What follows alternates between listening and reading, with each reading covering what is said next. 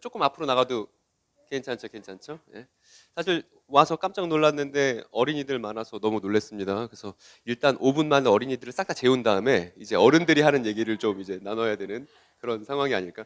조금 전에 기도하면서 든 생각이, 여러분 지금 시대가 너무나 캄캄한 밤처럼, 칠흑같이 어두운 밤처럼 짙은 어둠이 드리워져 있습니다. 이 얘기 무슨 얘기냐면, 성경 이야기를 제대로 모르기 때문에 가족이, 연인이, 친구가 서로 상처 입고 아파하며 서로를 사랑한다 말하면서도 제대로 소통이 되지 않는 일이 이 대한민국 안에서 도처에 벌어지고 있고, 사이비 이단에 몸담고 있는 사람만 추산하기를 200만 명입니다. 그러면 거기에 관련돼 있는 가족, 친구들 하면 대한민국 전체는 사이비 이단의 몸살을 앓고 있다고 해도 과언이 아닙니다. 그런데 제가 전국에 있는 교회들을 순회하면서 강의하고 있는 요점은 뭐냐 하면, 이렇게 대한민국이 사이비 이단의 천국이 된 데는 누구에게 책임이 있냐 하면 대한민국 교회에게 책임이 있다는 얘기가 제가 하고 싶은 얘기의 골자입니다. 사이비 이단들이 나쁘다고 그동안 손가락질 많이 해왔지만 사실은 그들이 다른 사람들을 속이기까지, 대한민국 사회에 영향을 끼치기까지 누가 제 역할을 감당하지 못했냐면 한국교회가 그렇게 하지 못했기 때문에. 그래서 사실은 이 친구들 볼 때 막 눈물이 나고 막 너무 마음이 아팠어요. 왜냐하면 또다시 교회가 제대로 사이비 이단 문제에 대처하지 않아서 이 자라나는 다음 세대들에게 제2의 신천지, 제3의 제2의 신천지, 제2의 JMS를 또다시 물려줄까 봐. 그게 너무나 속상하고 애가 탑니다. 그런데도 밤하늘이 캄캄하면 캄캄할수록 별빛은 더욱더 찬란하게 빛나기 마련이에요. 저는 교회가 그래야만 한다고 생각하고, 시대가 악해지면 악해질수록 교회는 더욱더 지혜로운 방향을 추구해야 한다고 생각합니다. 그래야만 교회가 교회다운 역할을 감당할 수 있을 거예요. 저도 잘 알고 있어요. 교회에서 예배도 많이 드리고 있습니다. 지금도 오늘 예배 드리는 교회 진짜 많겠죠. 그리고 집회도 많이 하고 하지만 지금 한국 교회에게 결정적으로 없는 건 뭐가 없냐면 성경을 해석하는 탁월한 시선이 없어요. 누구에게 없냐면 이 목회자들에게만 그런 시선을 요구할 것이 아니라 사실은 교회에게 한 권의 책이란, 교회에게 성경이란 우리 모두의 책이기 때문에 교회에 내가 소속이 돼 있다면, 그리스도의 몸된 교회에 내가 지체라면 성경에 대한 전반적인 이해를 갖고 결정적으로 어떤 성취도가 있어야 되냐면 다른 사람들에게 내가 어떤 신념을 갖고 있는지, 어떤 소망을 갖고 있는지 표현하고 설명할 수 있어야만 했습니다. 심지어 베드로도 그렇게 얘기했습니다. 자신이 갖고 있는 소망에 대해서 적절하게 표현할 수 있어야 한다고. 그런데 제가 전국에 있는 교회들 다니면서 물어봐요. 본인이 믿고 있는 바에 대해서, 본인이 사랑하는 예수에 대해서 말할 수 있겠냐고. 그런데 나오는 얘기는 저를 위해서 죽으신 분인데요 말고 그 이상 얘기를 듣기가 어렵습니다. 이게 한국교회의 처절한 실패라는 얘기를 하고 있는 거예요. 여러분 생각해 보십시오. 이렇게 유초동부부터 시작을 해서 이제 점점 청장년에 이르기까지 한국교회에서 신앙생활을 10년, 20년 진짜 오래 한 사람들을 만나게 됩니다. 그 사람들이 교회에서 중직을 맡고 여러 실무들을 담당합니다. 그런데 만나서 성경에 대해서 하실 말씀 있으세요? 라고 물어보면 사실은 이렇게, 저 사실은 성경 잘 모르고 목사님이나 하는 거죠 라는 얘기를 장로님 입에서 듣고 권사님 입에서 듣는다는 말입니다. 지금 이 상황이. 그래서 제가 이 두 교회의 연합을 너무나 기뻐하면서도 꼭 제안 드리고 싶은 건, 우리가 지금 성경 이야기를 어떻게 교육하고 있는지를 전체적으로 되돌아보고 반성할 필요가 있다는 거예요. 그래서 적어도 우리 교회에서 같이 성경 이야기를 나누게 되면 유치부부터 시작해서 청장년에 이르기까지 이렇게 성경 이야기를 표현할 수 있다는 걸 확인해 봐야 됩니다. 서로. 그래야 기독교인 거예요. 그냥 서로 친하다고 해서 만약에 우리가 그냥 만나는 게 재미있어서 모인다면 친목도모 그 이상 그 이하도 아닐 거고, 사실은 믿지 않는 사람들은 교회를 그냥 친목도모 정도로 생각하는 게 현실입니다. 그런데 교회가 교회답기 위해서는 예수에 대한 깊은 이해, 성경에 대한 탁월한 이해를 추구해야 밤하늘의 찬란한 별빛처럼 빛날 수 있고 우리 다음 세대들에게 제대로 된 예수, 제대로 된 기독교를 물려줄 수 있다고 생각합니다. 제 이야기를 줄곧 해왔어요. 그리고 사실은 제가 이것을 깨닫고 연구하는 데 있어서 정말 감사한 상황은 제가 신천지 교인들을 마주했던 상황들이었습니다. 만나서 얘기해 보니까 그릇된 성경 이해를 갖고 있는데 그 그릇된 성경 이해에 대해서 해명해주고 설명하려니까 성경을 깊이 있게 들여다볼 수밖에 없는 상황이 된 거죠. 그래서 이 사이비 이단에 몸담고 있는 친구들을 만나고 대화하는 과정이 제가 신학을 연구하는 데 있어서 성경을 들여다보는 데 있어서 깊이를 더해줬습니다. 그리고 제가 최근에 얼마 전에 이제 결혼을 했는데 결혼식장 딱 가서 이제 신랑이니까 하객들이 누가 왔는지 보게 되지 않습니까? 이제 축의금 누가 얼마 있는지 딱 들여다보고 이제 하객들 보게 되는데 하객들 대부분이 어떤 친구들이냐 하면 다 신천지 경험자들인 거예요. 그래서 이제 감개무량하고 이제 우리 찬송 중에 그런 거 있지 않습니까? 죄인도 원수도 뭐예요? 친구로 변한다잖아요. 그래서 제가 그거를 몸소 경험했습니다. 사이비 이단에 몸담고 있는 사람들 잘못했다고 손가락질만 하는 게 지금 한국 교회 일반화된 혐오, 배제, 증오 이런 것인데 제가 성경 이야기 잘 알고 있으니까 그 사람들 만나서 성경 이야기 전달해주고 같이 소통하고 대화하면서 많은 친구들이 예수님 이런 분이시구나 깨닫고 내가 신천지에서 성경 잘못 알게 됐구나를 알게 되고 지금은 제 막역한 친구가 됐고 같이 위기와 어려움을 겪은 친구는 돈독한 친구예요. 맞죠? 근데 그냥 일주일에 한 번씩 맨날 만나면서 이번 주 어떻게 지냈어요? 저 별일 없었는데요. 다음 주. 이번 주 어떻게 지내셨어요? 잘 지냈습니다. 앞에서 옆에 있는 형제자매들과 인사합시다. 사랑합니다. 여러분들 이렇게 하는 친구는 돈독한 친구예요, 아니에요? 아니에요, 그거 그냥 아무것도 아니에요. 그 사람에서 목숨 걸 수 있습니까? 그 사람에서 내가 돈 쓸 수 있습니까? 못한단 말입니다. 그런 건 교회가 추구하는 우정이 아닌 거예요. 예수께서 우리를 친구라고 하셨을 때 그 친구 관계는 그 우정 관계는 진짜 끈끈하고 서로 목숨 걸어주는 관계인 거 아니겠습니까? 그러려면 같이 고생해봐야 되고 같이 위기를 겪어야 되는데 그러는 데 있어서 우리의 잠재적 친구로서 들여다보기에는 사이비 이단에 몸담고 있는 친구들 너무 아주 좋은 가능성들을 담지하고 있는 친구들이다. 그래서 제가 기대하기로는 양재 아름다운 교회나 지극히 작은 자의 교회를 통해서 신천지에 몸담고 있든지 JMS에 몸담고 있든지 사이비단에 몸담고 있는 친구들을 만났으면 좋겠습니다. 그리고 지금 조금 있으면 이제 이만희 씨가 죽을 거예요. 본인 말처럼 안 죽지 않을 겁니다. 근데 이만희 씨가 죽었을 때 천안 땅에서 이 지역사회 안에서 많은 신천지 경험자들이 상처 입고 마음이 다 본인이 소망하는 바가 무너졌을 때 마음이 다 갈기갈기 찢어지겠죠. 그 사람들한테 누가 제대로 된 예수 소개해 줄 겁니까? 그 사람들이 갖고 있었던 오해는 신천지를 탈퇴하고도 해명이 되지 않는데 그 해명을 누가 담당해야겠습니까? 제가 볼 땐 지역사회에 있는 교회만이 내가 예수를 사랑한다고 말하는 형제 자매들만이 그 일을 수행할 수 있는 자격과 역할과 능력이 있다고 생각합니다. 그런데 이만희 씨의 죽음은 지금 시시각각 다가오고 있는 지금인데 여전히 한국교회는 준비가 되지 않아서 속이 타고 너무나 답답한 상황입니다. 그래서 제가 권하기는 오늘 하는 강의를 영상으로도 만들고 제 채널에도 올려두고 이제 교회에서도 잘 갖고 있다가 요런 애들 있잖아요. 이제 요런 친구들 한 20살 정도 되잖아요. 고등학교 3학년 20살 되면 이제 자기 이제 짱구가 돌아가고 뭔가 생각이 이제 주체적으로 되면서 나 이제 엄마 아빠의 전통 내 전통 안 할 거야. 분명히 이지랄을 할 때가 올 건데 왜냐면 제가 그랬으니까 제가 너무나 잘 압니다. 그리고 제가 그렇게 방황하고 있을 때 사실은 장경일 목사님이 제 은인인데 제가 너무나 힘들고 마음 어렸을 때 형 예수님 믿으면 어떻게 해야 돼? 이렇게 했었던 그런 기억이 납니다. 그때 경일이 형이 저한테 이제 사석에서는 경일이 형인데 군대를 갔다 와서 사람이 정말 바뀌었거든요. 예전에는 예배실 그냥 목사님 그냥 편하게 합니다. 원래 사도들도 본인의 치부들을 다 했으니까 옛날에 교회 예배당 들어갈 때 항상 담배 피고 들어가고 그래서 제가 속으로 무슨 생각했냐면 저 사람처럼 되지 말아야겠다.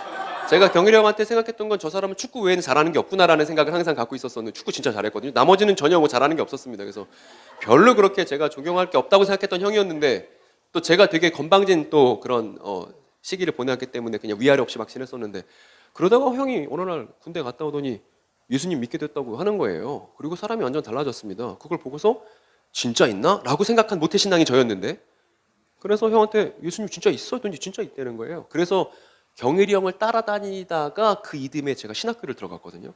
그래서 저한테 아주 은인 같은 사람입니다. 그러니까 저 같은 이런 친구들의 저 같은 어떤 그런 삶의 변곡점을 얘네 다 겪게 돼 있습니다. 얘네들이 저 이제 엄마 아빠 그냥 교회 다니라고 해서 어렸을 때 다닌 건데 이제 안 다닐래요. 뭐라 그러실 거예요?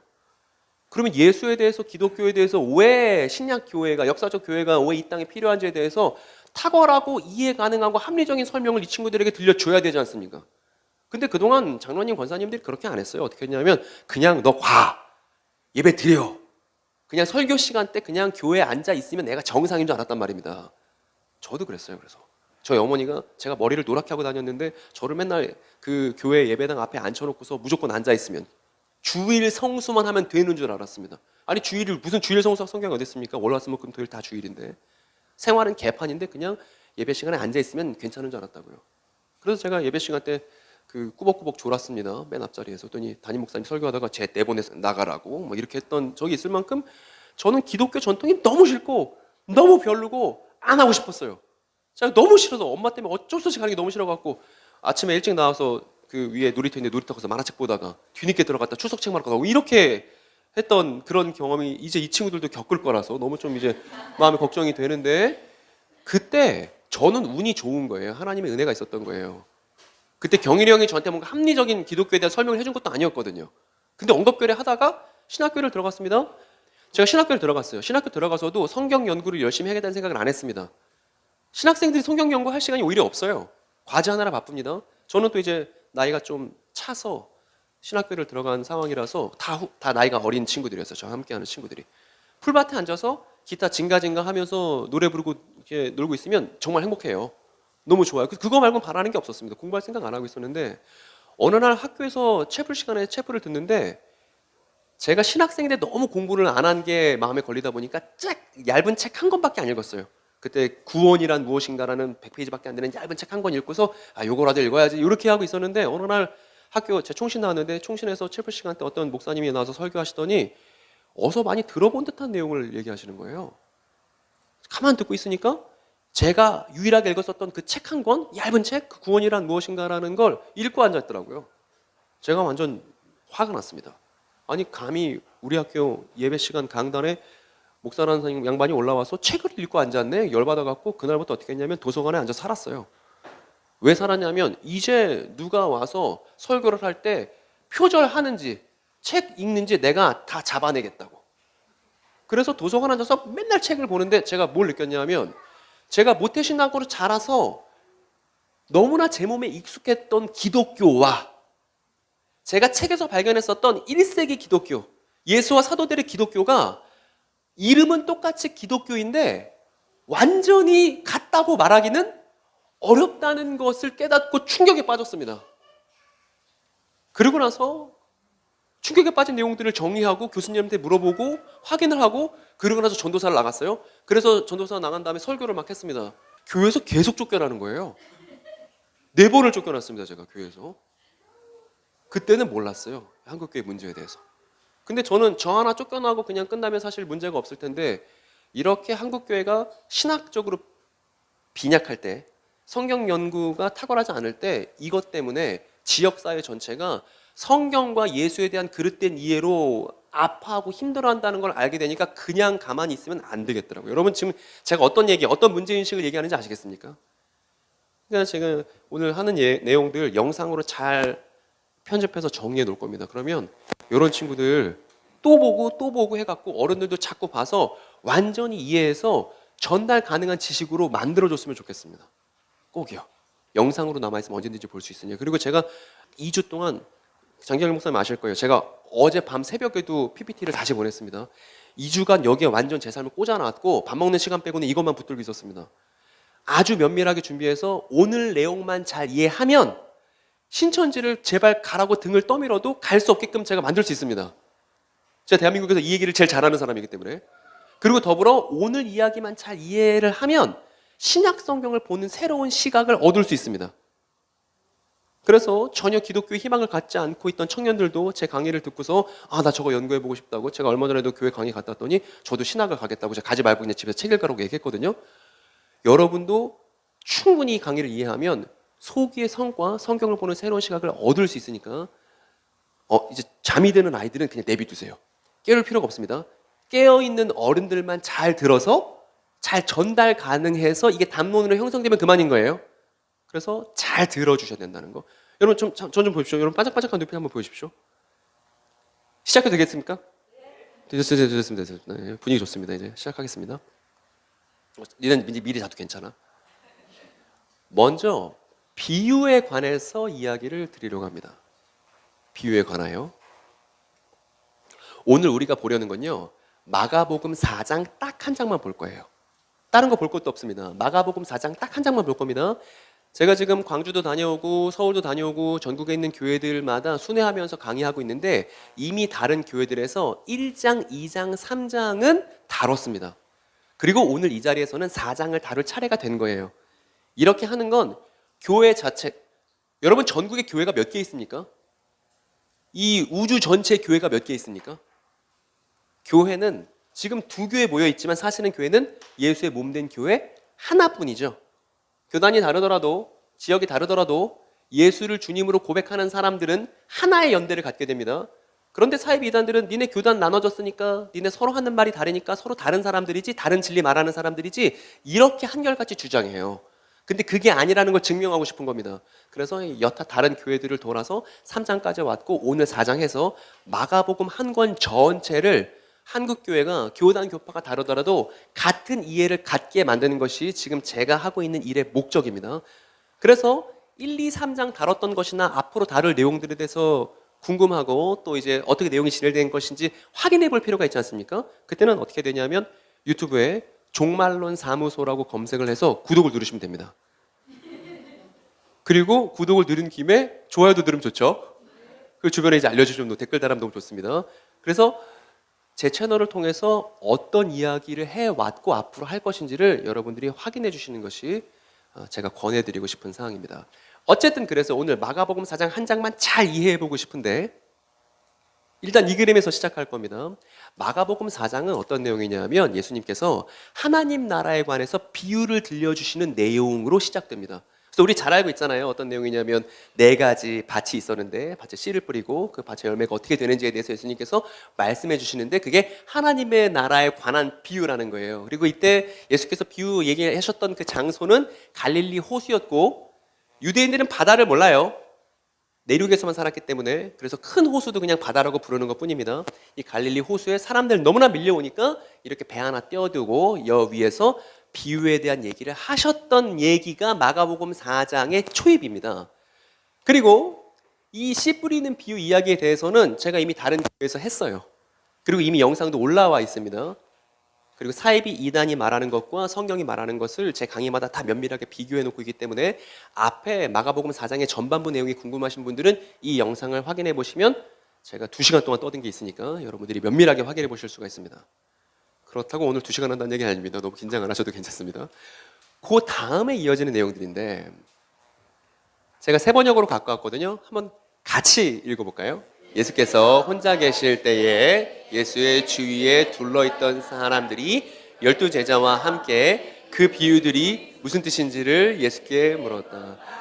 신천지를 경험하지 않은 사람은 이 구절 보고서 큰 감흥이 없을 수 있습니다. 그냥 예수님께 질문하러 사람들이 갔나 보다 이럴 수 있는데 신천지에서는 뭐라고 주장하냐면 비유에 대한 해설은 제자가 아니면 들을 수 없다고 지금도 가르치고 있습니다. 그런데 가만 보니까 예수께서 혼자 계실 때, 그러니까 갈릴리에서 비유에 대한 말씀을 하시고 혼자 계실 때 갈릴리에서 들었었던, 갈릴리 호숫가에서 들었던 비유들에 대해서 질문을 하러 사람들이 왔는데 가만 읽어보니 예수의 주위에 둘러있던 사람들이 12제자와 함께 왔다는 거잖아요. 여기 보면 얘네들은 제자들이에요. 그런데 여기 있는 2사람은 예수님의 제자가 아니지만 예수님의 비유에 대한 해설을 들으러 왔을 때 예수님이 말씀을 해주세요, 안 해주세요? 그러니까 여기서 신천지는 끝난 거예요. 왜냐하면 제자만 비유에 대한 해설을 들려주셨던 게 아니라 제자든 아니든 간에 예수께 찾아와서 질문을 했던 사람들은 모두 다 답변을 얻을 수 있었으니까요. 그래서 이만희 씨를 통해서만 비유의 해설을 들어야 된다는 주장은 마가복음 4장이 거절하는 내용인 것입니다. 그래서 여기 제자가 아님에도 불구하고 예수님의 해설을 듣는 사람들이 있었고 이 친구들 어떤 친구들이냐면 여기 있었던 친구들이라는 거예요. 이해되셨죠? 친구들 이해됐어 안 됐어? 내가 무슨 말 하는지 이해돼? 얘들 이해가 되는데 얘네 둘은 지금 정신이 나간 것 같은데 어쨌든 이 내용이 이제 중요하다는 겁니다. 비유의 해설은 예수님께 찾아온 사람들은 누구나 들을 수 있었다. 그런데 씨 뿌리는 비유에 이어서 예수님의 말씀이 어떻게 이어지냐 하면 이렇게 됩니다. 그 등불이 온다. 여러분 근데 우리가 앞에 오늘 성경 본문을 읽었을 때는 이런 문장을 발견할 수 없었습니다. 어떻게 돼 있었냐면 이게 마가복음 4장 21절 내용인데 개역개정에 이렇게 돼 있습니다. 사람이 등불을 가져오는 것은. 근데 이거는 의역한 거예요. 원문을 직역한 게 아니라 의역한 겁니다. 그래서 지금 이 한국교회에 절실하게 필요한 사람들은 중간 지식인들이에요. 신학을 열심히 공부하고 성경을 열심히 연구하고 또 원문을 볼 수 있으면 좋습니다. 원문 보는 거 너무 어려운 거 아닌가요? 챗 GPT 있으니까 너무나 요즘 간단해졌어요.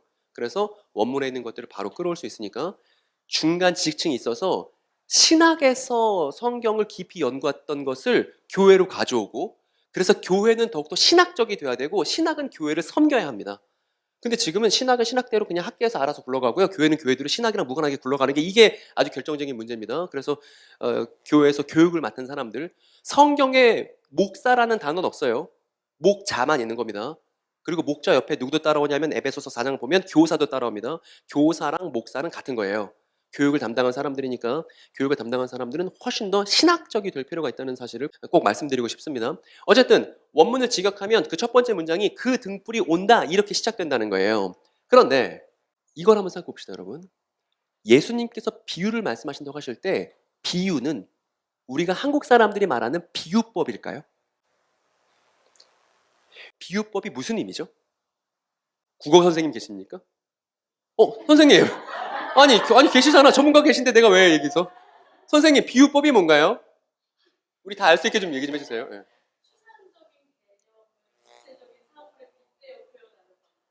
역시 국어 선생님 계시니까 남다르잖아요. 교회에 이렇게 다 전문 인력들이 있습니다. 하나님이 다 필요한 사람들을 불러주셔갖고 너무 잘 말씀해 주신 것처럼 표현하라는 대상을 다른 대상에 빗대서 나타내는 것을 한국어에서 비유법이라고 하잖아요. 그래서 예문을 갖고 오면 그의 눈은 별처럼 반짝거렸다 뭐 이런 문장이 있습니다. 이런 문장 뭐냐면 뭐랑 이제 견준 거예요? 그렇죠. 초등학생들도 이해할 수 있습니다. 그러니까 이런 언어에 대한 기본 이해가 성경 이해에 있어서 아주 필수적이고, 사실은 사이비 이단들의 거짓 주장을 반박하는 데 있어서는 이런 근본 토대부터 잘 쌓는 게 무작정 성경 읽는다고 되는 게 아닙니다. 성경은 제대로 한번 연구하면 그만인 거예요. 어쨌든 그의 눈은 별처럼 반짝거렸다. 또 그녀의 이 친구 제대로 맞힌 건지 안 맞힌 건지 한번 확인을 더 해보고 싶은데, 두 번째 문장, 그녀의 미소는 밝은 해와 같았다라는 문장이 있는데 여기서 뭐랑 뭐를 견준 거예요? 그렇죠. 그녀의 미소랑 밝은 해를 견준 거 아니겠습니까? 아주 잘 말했어요. 그래서 별이 있고 그의 눈이 있는데 그의 눈을 잘 표현하려고 별을 갖다 붙인 거잖아요. 이게 한국식 비유법이잖아요. 그래서 대부분의 교회가 예수님의 비유 그러면 그 비유가 어떤 방식인지에 대해서 깊게 고민해보지 않은 채, 예수님은 1세기 유대인인데 1세기 유대인들이 어떤 식으로 생각하고 어떤 식으로 말했는지에 대한 고민이 없는 채 비유라고 쓰여 있으니까 이거 비유법이겠네 라고 그냥 퉁치고 넘어간단 말입니다. 그러다 보니까 그 등불이 온다 그랬을 때 어느 등불인지, 이 등불이 뭘 견주려고 했는지를 따지는 거예요. 이 등불이 뭐 이렇게 되든 별로 중요하지 않은 채 이 등불이 그냥 뭘 가리키는 거지? 이런 생각을 그동안 해왔단 말입니다. 성경을 보면서. 이 사람이 이만희 씨인데 이만희 씨가 지난 40여 년간 어떤 주장을 해왔냐 하면 성경 단어에는 짝이 있어. 그래서 비유풀이를 알아야 돼. 성경에 단어들이 있잖아요. 뭐 나무도 있고 내지는 별도 있고 이런 성경에 단어들이 있으면 이 단어들이 가리키는 진짜 또 다른 의미가 있어. 마치 한국식 비유법처럼요. 성경에는 단어들은 비유들이야. 그래서 이 단어들의 진짜 의미를 나한테 배워야 해 라는 내용을 40년 동안 가르쳐 왔다고요. 그리고 많은 한국교회 교인들이 이 이만희 씨의 거짓 주장에 속아서 성경 내가 잘 모르겠는데 이 성경 단어들이 다른 의미가 있어서 내가 그동안 못 알아들었구나 하면서 이만희 씨의 가르침을 자기 것인 것처럼 그렇게 수용한 역사가 무려 40년이라는 것입니다. 그리고 지금도 신천지에서 6개월에 걸친 교육을 받게 되면 이 수료생들은, 신천지 교육을 받은 수료생들은 성경을 이런 식으로 이만희 씨가 가르쳐준 짝 단어들에 의해서 이해해야 된다고 믿게 돼버리는 것이죠. 그래서 한국교회 안에서 이제 많이 알려졌습니다. 씨, 밭, 나무, 새 뭐 이런 단어들에 대해서 신천지가 얘기하는 것들이 많이 알려졌죠. 그런데 제가 이해하기로는, 제가 생각하기로는 그 정도로는 사이비 이단에 몸담고 있는 사람들에게 우리의 소망을 제대로 설명할 수가 없습니다. 여러분, 사이비 이단 사역을 한다는 건요, 교회의 생존을 위해서 교회를 지키려고 하는 게 아니에요. 우리가 따르는 예수는 자신의 생존이 자신의 가장 중요한 문제가 아니었습니다. 예수의 문제는 항상 생존이 아니라 타인의 생명에 걸려 있었죠. 그런데 오늘날 사이비 이단에 대해서 교회들이 말하는 걸 잘 귀담아 들어보시기 바랍니다. 우리 교회에 문제 안 생기게끔 교회의 생존을 확보하는 것, 그것 이상의 목적이 없어요. 우리 교인 문제 안 생기면 그만이라고 생각한단 말입니다. 예수님의 목적은 항상 타인의 생명이 있었고, 교회는 지역사회에 있는 사람들의 생명과 그 사람들을 섬기고 돕는 일에 초점이 맞춰야 제대로 된 사역 방향이 설정된 것이지, 사이비 이단의 위협에 맞서서 우리가 전전긍긍 생존을 걱정하는 건 하나도 교회답지가 않습니다. 그래서 타인의 생명을 생각하다 보니까 제대로 된 설명이 필요했고, 제대로 된 설명을 하려고 하면 근본부터 하나씩 하나씩 다져가야 된다는 거예요. 그동안 이만희 씨가 이렇게 말했단 말입니다. 비유에 대해서. 그런데 한국교회 사람들도 비유는 비유법이라고 이해하니까 이런 주장에 대해서 제대로 논박을 할 수 없었다는 거예요. 그래서 이만희 씨가 내가 말해주는 단어의 풀이대로, 내가 지시하는 단어의 의미대로 성경을 봐야 돼 라고 주장하다가 어디까지 주장하게 되냐면, 지금 여러분이 잘 모르실 수 있는데 이 사람은 지금 가수 싸이의 장인인 유재열이라는 사람입니다. 이 사람이 장막성전이라는 사이비 이단을 운영하는데, 장막성전 다음에 나타난 사이비가 신천지예요. 이만희 씨 주장의 결론이 이렇습니다. 성경에 나오는 등불은 이 사람을 가리키는 거야. 여러분, 이게 지금 듣기는 말이 안 되는 것 같이 느껴지시겠습니다만, 정말 나에게 친밀하게 1년에 걸쳐서 교제했던 사람이 천천히 이런 내용들을 가랑비에 옷 젖듯이 얘기하고 1년에 걸친 신천지 교육 과정에서 이 내용을 계속 반복적으로 주입받으면 우리 뇌에는 신경 가소성이라는 게 있어요. 자꾸 듣던 방향으로, 내가 자꾸 정보를 접하던 방향으로 생각을 하게 됩니다. 그래서 이 사람이 등불이고 등불 다음에 나타난 내가 구원을 줄 수 있어. 그러니까 내 말을 들어. 그리고 이만희 씨가 말하는 구원은 뭐냐면, 살아서도 죽음을 경험하지 않을 수 있어. 가족들과 헤어지고 싶은 사람이 누가 있겠습니까? 근데 이만희 씨가 내 말을 들으면 죽지 않을 수 있고 가족들과 함께 영원히 행복을 누릴 수 있어라고 했더니, 많은 사람들이 거기에 희망을 걸고 지금도 10만 명이 넘는 사람들이 죽지 않을 것, 이만희 씨의 말을 듣고 죽지 않을 것을 기대하고 있는 지금 상황인 것입니다. 그래서 이만희 씨의 말을 들었던 신천지 교인들을 다음과 같이 요약해 볼 수가 있어요. 첫 번째는 이만희 씨 방식으로 성경을 읽는 사람들이죠. 그랬더니 죽으면 곧 멸망한다고 결론을 내게 된 거예요. 그래서 죽지 않기 위해서 지금도 신천지 안에 남아있는 겁니다. 그러면서도 우리가 한국교회를 이길 수 있다고 확신하고 있죠. 지금 이런 사람들이 우리 주변의 이웃들인 거예요. 그럼 여러분, 이런 사람들이 우리 주변에 있을 때 교회가 어떻게 하겠습니까? 이 사람들과 상종하지 마세요. 이 사람들과 전혀 관계를 갖지 마세요. 근데 현대사회 안에서는 그게 불가능해요. 내가 자주 가는 음식점에서 내가 다니는 직장의 동료가 만약에 신천지 교인이면, 만약에 우리 가족이 신천지 교인이면 어떻게 할 거예요? 손절 칠 겁니까? 집에다가 신천지 아웃스티커 붙여놓고서 집에 못 들어오게 만들 겁니까? 아들, 딸들을? 말이 안 되는 방식인데 교회는 지금 그렇게 하고 있단 말입니다. 그리고 신천지 교인들이 교회 앞에 있는 스티커 붙여놓은 거 보면 무서우니까 난 다신 절대 들어가지 말아야지 이럴 것 같으세요?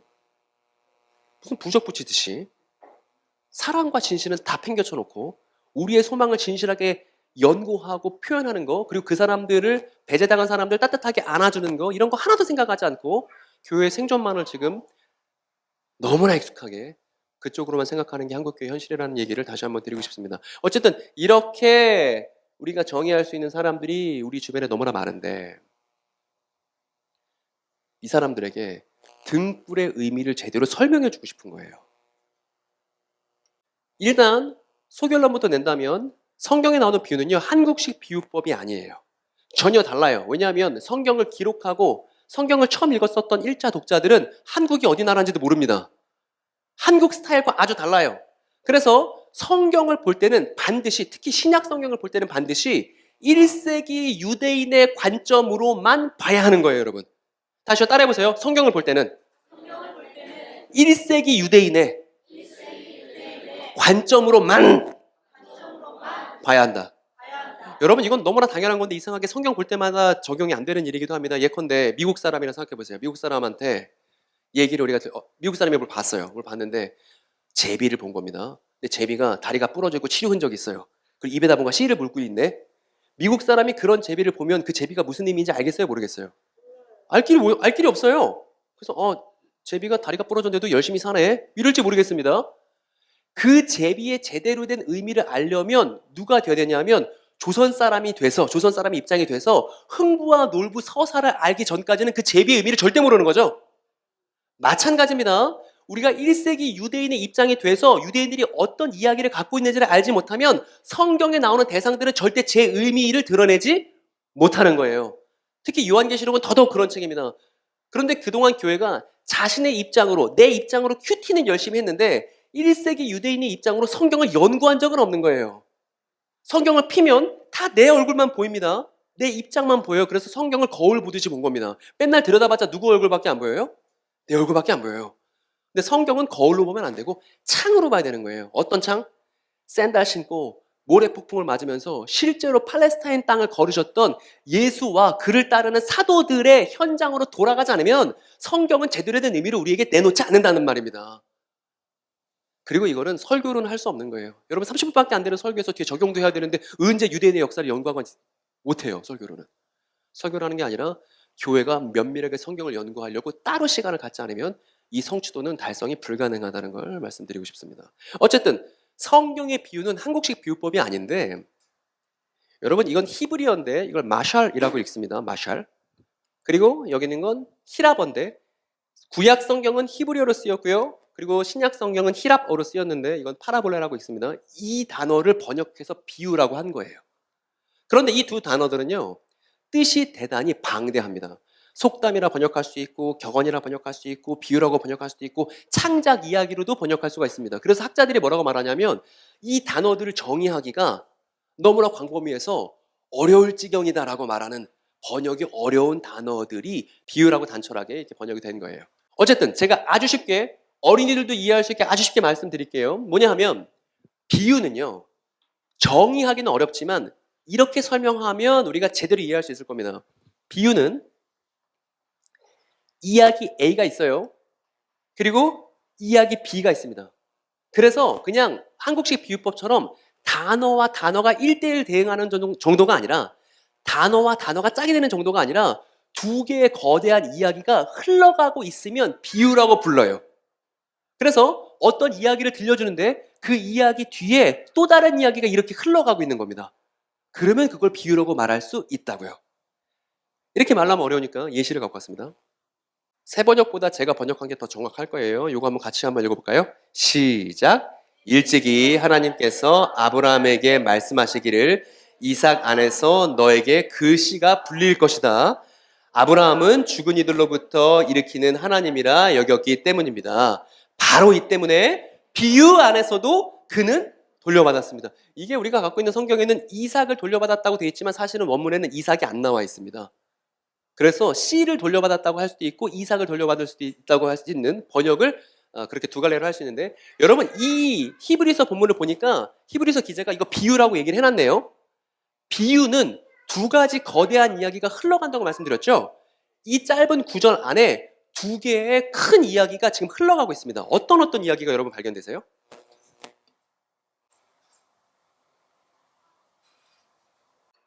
표면적으로는 아브라함에게 하나님이 언약을 주신 이삭 안에서 네 씨가 있을 거야 라고 말씀하신 그 언약 이야기가 흘러가고 있죠. 그런데 이렇게 한 가지 이야기만 흘러간다면 비유라고 하지 않는다는 거예요. 또 무슨 이야기가 여러분 보이십니까? 크리스찬들에게는 한 분을 너무나 사랑하고 그분의 역사가 중요한 크리스찬에게는 또 여기 흘러가고 있는 중요한 이야기가 보일 거예요. 무슨 이야기가 보이시죠? 그렇죠. 메시아 예수께서 이 아브라함에게 언약하신 그 씨인 메시아 예수께서 죽은 사람들 가운데 가장 먼저 첫 열매로 일어나신 예수의 부활 이야기가 여기에 깔려 있죠. 그래서 이 구절은 아브라함의 그 씨 이야기가 표면적으로 쓰여 있긴 하지만 그 이면에 진짜 하고 싶었던 얘기는 뭐냐 하면 죽은 사람들로부터 일으켜진 그 메시아 예수, 그분이 바로 아브라함의 씨야 라는 또 다른 이야기가 이 이면에 깔려 있단 말입니다. 그래서 비유는 두 가지 이야기를 식별할 수 있어야 제대로 이해할 수 있는 거예요. 여러분 이해되셨습니까? 너 친구 이해됐어? 오늘 네가 이해하면 다 이해한 거야. 이해했어? 두 가지 이야기가 흘러가는 거예요. 두 가지. 또 다른 예를 보여줄게요. 그럼 여러분, 만약에 그 등불이 온다라는 문장이 비유라면 그 등불이 온다 밑에 이야기가 몇 개가 흘러가겠어요? 두 개죠. 표면상으로 그냥 등불 스토리가 흘러갈 거예요. 근데 이걸로 끝나지 않고 이 등불 스토리로 말하고 싶은 또 다른 거대한 이야기가 그 이면에 흘러가고 있어야 이걸 비유라고 말할 수 있다는 것입니다. 그리고 이 등불 비유에 대해서 신천지 교인들도 들어봐야 되고요. 그리고 한국교회 권사님, 목사님들도 장로님들도 들어봐야 한다는 것입니다. 그래야 우리의 소망을, 우리 한 권의 책에 대한 내용을 제대로 설명할 수 있을 테니 말입니다. 그 등불. 일단 이런 거 다 아닙니다. 한국식 등불도 아니고 중국식 등불도 아니고 캠핑 좋아하는 사람들의 등불도 아닙니다. 이 등불은 복습해 볼까요? 성경을 볼 때는 누구의 관점과 누구의 입장에서 봐야 하죠? 그렇습니다. 그러면 1세기 유대인의 입장에서 등불은 이거밖에 없어요. 이렇게요. 등잔이 있고 그 이제 불을 켜놓은 것이죠. 그리고 예수님께서 그 다음에 뭐라고 말씀하시냐면 등불이 오는 건 그 등불이 온다. 그런데 등불이 오는 건 바구니 아래 두려고 오는 건 아니겠지? 침대 밑에 두려고 오는 건 아니겠지? 아니겠지라고 하는 건 제자들한테 어떤 답변을 기대하는 거냐면 예, 아니죠. 그런 답변을 기대하는 거죠. 그리고 뭐라 말씀하시냐면 그 촛대 위에 두려고 오는 거겠지? 이렇게 말한다고요. 여러분, 근데 우리가 말을 할 때 앞에 그자를 붙이는 건 특별하죠. 예를 들어 그자를 붙인다는 건 무슨 뜻이냐면 나도 알고 너도 아는 특정한 그거를 말하는 거예요. 그래서 그냥 사과 그러면 아무 사과나 되겠지만 그 사과 그러면 여러분도 보고 저도 봤었던 특별한 특정 사과야만 그자를 붙일 수 있는 거 아니겠습니까? 그러면 여기 그자가 붙어 있다는 건 예수님도 알고 있고 이 말을 듣고 있는 유대인들도 알고 있는 바로 그 촛대여야 되죠. 무슨 촛대일까요? 네. 그렇죠, 그렇죠. 그 얘기죠. 여러분이 생각한 답변이 맞았는지 한번 제 그림으로 확인해 보세요. 이거를 메노라라고 히브리어로 얘기하고 일곱 촛대라고 성경에 번역이 되어 있죠. 일곱 촛대.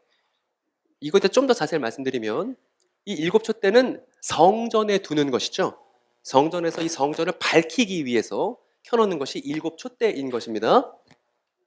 여기 휘장이 있고 이 휘장 뒤로 넘어가면 이제 하나님의 발등상인 언약궤가 있는 것이죠. 이것에 대해서 출애굽기에 있는데 이것도 한번 같이 너는 이스라엘 자손에게 명하여 올리브를 찧어서 짜낸 깨끗한 기름을 가져다가 등불을 켜게 하되 그 등불은 늘 켜둬라. 아론과 그 아들들은 등불 늘 켜둬야 되는데 아론과 그 아들들은 직책이 뭐였죠? 제사장이죠. 자, 그려왔습니다. 이렇게 대제사장. 얘네들은 이제 아론의 아들들이죠. 그냥 일반 제사장들이죠. 그러니까 제사장들에게 임무를 준 겁니다. 등불 항상 켜둬야 된다고. 언제부터 언제까지? 저녁부터 아침까지는, 그러니까 밤새 이 등불을 꺼뜨리면 안 된다고 이스라엘에게 모세를 통해서 명령을 주셨고, 심지어 이것은 이스라엘 자손이 대대로 길이 지켜야 된다는 규례라고 아주 중요성을 부과해서 말씀하신 게 바로 이 등불과 촛대에 관한 규례였다는 거예요. 그리고 유대인들에게 등불하면, 촛대하면 이거 말고는 다른 거 떠올리는 게 이상하다는 것입니다. 그래서 이 등불 어디다 두냐면 여기다 두는 거죠. 뭐 성전에 두는 거죠. 성막에 있었다가 이제 솔로몬이 성전 지으니까 이제 이 성전 안에 등불을 둔 것입니다. 그래서 이스라엘은 어떤 사람들이냐면 하나님 앞에서 등불을 밝히는 제사장 나라가 이스라엘인 거예요. 하나님이 계시다는 것을 밝히 드러내는 그 역할을 갖고 있는 등불의 민족이 이스라엘인 것입니다. 그런데 이 제사장들이 등불을 밝히는, 그래서 출애굽기에 보면 제사장 나라라고 했던, 아주 제사장들이 등불 밝히는 게 중요했었던 그 나라가 바로 이스라엘인데, 유대인데 어떤 일이 벌어졌냐 하면 성전이 무너졌습니다. 여러분, 성전이 무너지면 더 이상 등불을 밝힐 수 없죠. 그 안에 있는 금부치들 다 전리품으로 가져가지 않겠습니까? 그래서 이 솔로몬 성전, 등불이 찬란하게 비추던 이 솔로몬 성전이 바벨론에 의해서 박살이 났습니다. 그리고 이때 활동하던 사람들이 누구냐면 에스겔, 예레미야, 이런 사람들이 그 당시 활동했거든요. 이 사람들이 예언자들인데 뭐라고 얘기했냐면 성전 무너진 거 바벨론 탓이 아니고 우리가 타락했기 때문이야. 우리의 죄악 때문에 성전 무너진 거야. 그리고 예레미야는 줄곧 자신의 그 예언서에서 뭐라고 말하냐면 들을 귀가 없다고 니네. 들을 귀가 없다고. 제발 내 말을 들어주라고 두 귀를 갖고. 귀 언급을 엄청 자주 하는 예언자가 눈물의 선지자라고 알려져 있는 예레미야입니다. 그리고 또 에스겔은 무슨 얘기하냐면 성전 무너졌지만 그럼에도 불구하고 하나님의 언약과 예언은 끝난 거 아니야. 반전이 남아있어. 이런 얘기들을 에스겔이라는 본인의 예언서에서 쭉 해놓죠. 그래서 이후 성전이 무너진 다음에 성전을 다시 재건합니다. 이 재건된 성전이 스룹바벨 성전이에요. 여러분, 제가 이 유대 역사에 대해서 간단하게 개괄하는 것은 이 유대 역사, 특히 성전과 관련된 유대 역사를 모르면 성경을 읽을 수가 없습니다. 여러분, 아담에게 하나님께 주셨던 명령이 뭐였죠? 라벨링이었죠. 이름을 제대로 붙이는 거죠. 사태와 사물을 보고 이름을 제대로 붙이는 게 아담이 해야 되는 중요한 인간으로서의 일이었습니다. 그래서 우리에게 성경 이야기가 중요한 건 성경 이야기를 잘 알아야 기독교인답게 두 번째 아담들답게 아담의 과오를 반복하지 않는 사람들답게 제대로 이름을 붙일 수 있기 때문에 성경 이야기가 우리에게 중요한 거예요. 그것이 인간다운 삶이기 때문입니다. 근데 교회가 그동안 이야기 다 내팽개치고 대충대충 되는 대로 했다가 어떤 일이 벌어졌습니까? 애만데 다 잘못된 이름 붙이고 있는 그런 상황이 돼버린 것입니다. 이런 게 한두 개가 아니에요. 어쨌든 두 번째 성전을 재건했는데 이때 두 번째 성전 재건 때 열심히 활약했던 사람이 누가 있냐면 스룹바벨, 여호수아. 이 여호수아는 그 가나안 땅 정복한 여호수아 아닙니다. 제사장 여호수아예요. 스가랴, 학개 이런 사람들이 두 번째 성전 재건에 열심을 내고 제사장 제도를 다시 복원시켰습니다. 왜요? 제사장들이 등불을 밝혀서 등불 밝히는 제사장 나라로서 살아가는 게 이 사람들에게는 너무너무 중요한 문제였기 때문이죠. 그리고 왜 중요하냐 하면 바로 이 성전을 통해서 하나님의 언약과 예언이 이루어질 것을 확신했기 때문입니다. 이 성전을 중심으로 하나님의 역사가 이루어질 걸 확신했기 때문에 성전을 다시 재건해야만 했고 제사장 제도를 다시 복원시켜야만 했던 것이죠. 그리고 나서 이 사람 누구냐 하면 따라해보세요. 좀 어렵습니다. 외국 사람들 이름 외우기가 쉽지가 않습니다. 그래도 우리는 역사 공부를 해야 된다고 말씀드리는 거니까 이 사람 이름 정도는 알아야 됩니다. 안티오코스. 미안합니다. 안티오코스. 에피파네스. 너 외울 수 있어? 한 번밖에 안 했는데. 얘는 시리아의 왕이에요. 왕인데 유대를 지배했습니다. 지배했는데 유대인들이 우리가 제사장 나라야. 우리가 하나님의 선민이야. 꼴 사나운 거예요. 그래서 어떻게 했냐면 유대인들은 어떤 음식 안 먹냐면 돼지 안 먹죠. 왜냐면 하나님이 부정하다고 했으니까. 근데 이 안티오코스 에피파네스가 유대인들 열받으라고 돼지를 어떻게 하냐면 돼지를 유대 성전에서 제물로 바쳐버려요. 유대인들 열받죠? 거기서 그치지 않고 유대인들이 진짜 극혐하는 제우스 신상한테 이 성전을 복원해버립니다. 이 누가? 얘 말고 이름 뭐라고? 이름 뭐라고요? 대성불은 너 나중에 방황하지 말아라. 나중에 담배 펴도 돼요. 술 먹어도 돼요. 이런 거 하지 말고 성경 이야기 열심히 어렸을 때 배워. 알았어? 하지 마. 경영처럼 그게 아니라 그게 아니라. 어쨌든 여러분. 그래서 이게 안티오코스 에피파네스가 그렇게 싸가지 없는 짓들을 했더니 유대인들이 열받았어요. 그래서 열받아서 혁명을 일으킵니다. 왜 토르망치냐면 혁명을 일으킨 집안이 마카비 가문인데 마카비가 무슨 뜻이냐면 망치란 뜻이거든. 그래서 이 망치 가문의 7 아들들이 나타나갖고 이 안티오코스 에피파네스의 저런 전횡을 우리가 눈뜨고 볼 수 없다 해서 폭력으로 전쟁을 선언했고 그때 안티오코스 에피파네스가 졌어요. 근데 사실은 얘네가 세서 진 게 아니라 이때 로마 제국이 막 크고 있었거든. 그래서 이 사람은 로마 제국이랑 싸우느라 정신이 없다가 이제 마카비 가문들에게 얻어맞은 것이죠. 그런데 유대인들에게는 빛나는 역사인 거예요. 마치 우리나라 독립운동 역사처럼. 그래서 지금도 이 날을 기념해요. 이 마카비 혁명이 있었던 날을 말입니다. 그리고 이때 이방 제국에 의해서 더럽혀진 성전을 다시 깨끗하게 해서 하나님께 드리는데 그걸 뭐라 그러냐면 수전절이라고 합니다. 요한복음에 쓰여 있어요. 수전절. 유대인들이 지금도 이거 기념하거든요. 언제냐면 12월 25일이에요. 우리는 뭐 어떤 날이에요? 우리 성탄절이죠. 근데 유대인들은 성탄절 별로 안 좋아하고 우리는 하누카를 지킨다고 합니다. 하누카가 뭐냐면 이 마카비 혁명 얘기하는 거고 이 하누카가 상징이 뭐냐면 이 마카비 혁명의 상징이 뭐냐면 이방 제국의 더럽은 성전을 깨끗게 했던 걸 기념하는 겁니다. 이 마카비 혁명, 수전절, 한우카의 상징이 이거예요. 그만큼 지금 유대 역사에서 이 등불이 엄청 중요하다는 거죠. 이 등불을 품은 건물인 성전, 여기서 온갖 이방들과의 갈등이 벌어졌고 무너졌다가 재건했다가 갈등 벌어졌다가 이걸 지키기 위해서 어떻게든 싸워왔던 것이 이게 유대인들의 피 튀기는 그런 역사였다는 것입니다. 그리고 나서 이제 조금 친숙한 장면이 나왔어요. 안티오코스 에피파네스를 몰아냈더니 그 다음 제국이 또 와서 유대를 지배하는데 이 사람들은 어떤 사람들이냐면 로마 제국입니다. 그리고 로마 제국은 이 가문을 유대 왕으로 꽂아줬어요. 어떤 가문이게요? 로마 제국의 비호를 받아서 유대를 지배하게 된 가문 말입니다. 아니야, 안티파스 아니야. 그거는 이미 지났어. 힌트, 제가 어린이들에게 하듯이 힌트를 드려볼게요. 히읗, 리을. 헤롯 대왕입니다, 이 사람이. 그래서 이제 헤롯 가문이 이제 이 배후에 로마 세력을 뒤에 두고서 유대를 지배하기 시작했던 게 신약 성경의 시대로 들어온 것이죠. 복음서 시대로 들어온 것이고, 그리고 요 시절이 우리가 사랑하는 한 분 예수님의 시절까지 온 겁니다. 여러분 대충 이해됐습니까? 솔로몬 성전 무너졌습니다.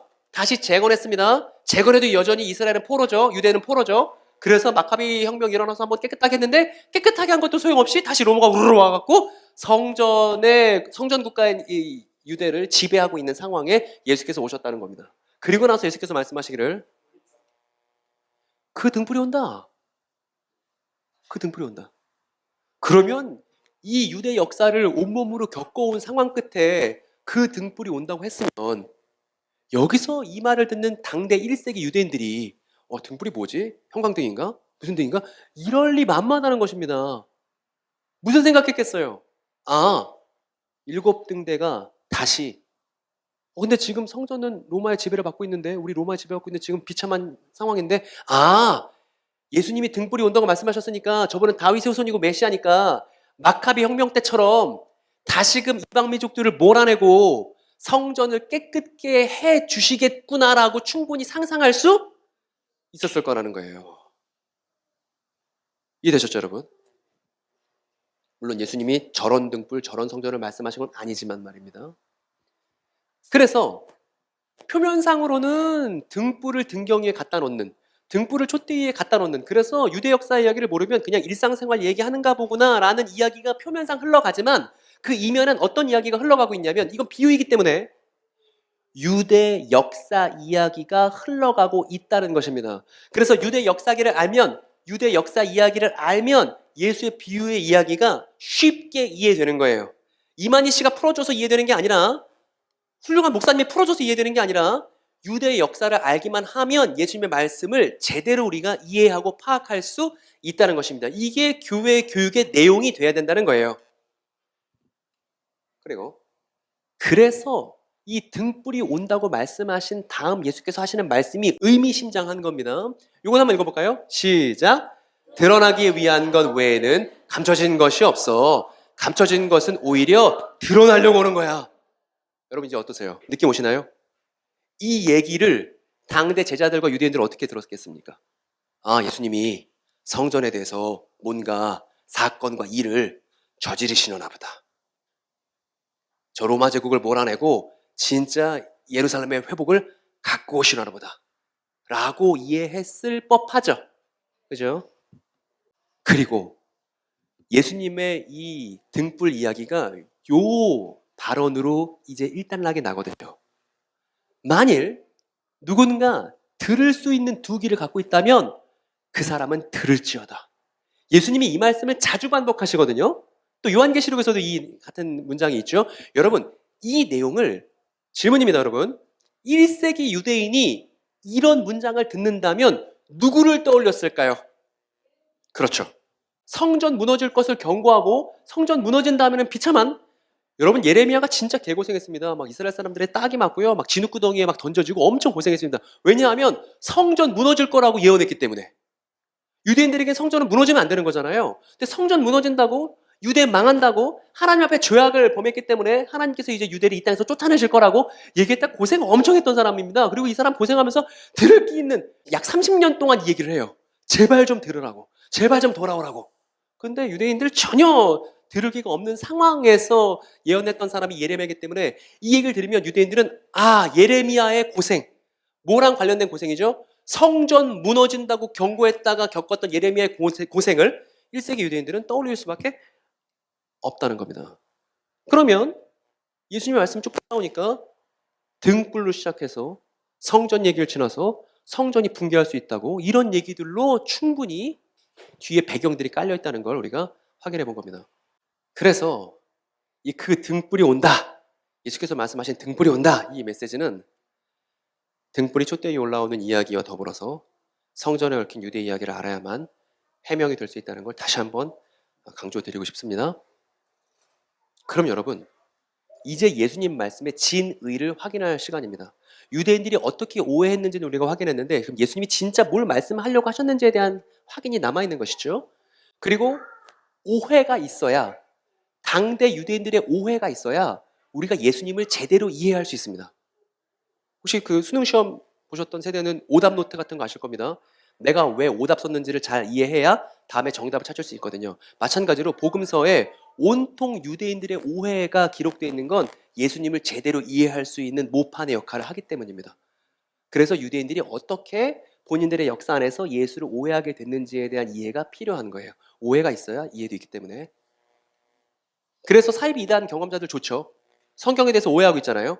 그래서 오해하고 있기 때문에 오해를 풀어주면 훨씬 깊은 이해를 갖고 있는 가능성이 있습니다. 제가 오늘 여기서 마태복음 24장 강의를 하겠습니다 하면 여기서 별로 그렇게 좋아하는 사람이 없을 거예요. 예를 들어 오늘 점심 먹지 말고 하나님 말씀 좋으니까 이 강의 끝난 다음에 마태복음 24장도 추가로 강의하겠습니다. 그럼 반응이 어떨 것 같습니까? 와, 저 사람 장난 아니구나. 제발 갔으면 좋겠다. 이럴 수 있잖아요. 근데 만약에 여기 신천지 경험자들이 만약에 앉아있다면 제가 끝나고 마태복음 24장 하겠습니다 하면 밥 안 먹고 들을걸요. 왜냐하면 신천지에서 마태복음 24장을 너무 많이 들어서 그거에 대해 해명을 듣고 싶어서. 그리고 저도 저 하나 사모님이랑 저 장경희 목사님이랑 저희 예전에 있던 교회 개판이었잖아요. 예? 목사님 세습하고 돈 다 해먹고 완전 개판이었고 우리 담당 교육자도 없었잖아요. 그래서 제가 한국교회 병폐들을 온몸으로 다 겪고 왔는데 그게 처음엔 되게 억울했지만 돌아와서 생각하면 잘했어요.